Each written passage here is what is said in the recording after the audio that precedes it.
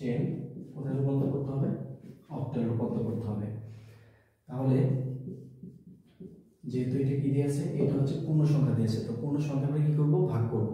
আর আমরা ডেসিমেল থেকে যখন বাইনারিতে কনভার্সন করেছিলাম তখন একটা নিয়ম করিয়েছিলাম, বা একটা নিয়মের উপর ভিত্তি করে আমরা এই ম্যাথটা সলভ করেছিলাম।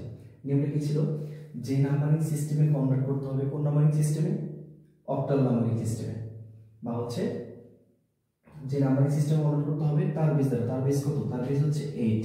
যাকে কনভার্ট করতে হবে, কাকে, ডেসিমেল সংখ্যা বা 311 বা 311 এই সংখ্যা, তাকে অনবরত কি করতে হবে, ভাগ করতে হবে, যতক্ষণ পর্যন্ত ভাগফল শূন্য না আসে। তাহলে আমরা এই জিনিসটাকে ক্যালকুলেটরের মাধ্যমে করতে পারি, এবং এই জিনিসটাকে আমরা ছোট ছোট অংশে ভাগ করেও করতে পারি। তাহলে ছোট ছোট অংশে ভাগ করে করলে কত হবে দেখি, 311, 8 31 মধ্যে কতবার যায়, তাহলে আমরা জানি 3 8 কত, 24, 31 এবং 24 মধ্যে পার্থক্য হচ্ছে 7।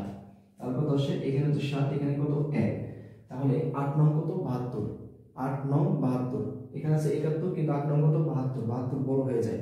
তাহলে 8 8 এর সাথে গুণ করলে কত হয়, 64, 8 8 এ 64, 71 এবং 64 এর মধ্যে পার্থক্য হচ্ছে 7, তার মানে 38-7 বা হচ্ছে 7।